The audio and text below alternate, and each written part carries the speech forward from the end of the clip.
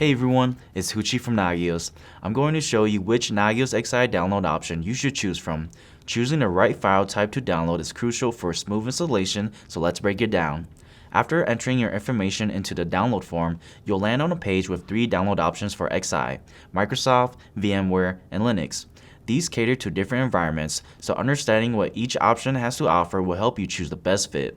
Microsoft and VMware are ideal for running XI on Windows systems or existing VMware environments, respectively.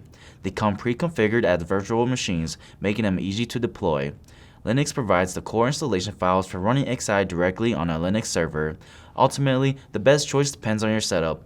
If you're unsure, the Linux option offers the most flexibility but requires some technical knowledge for installation.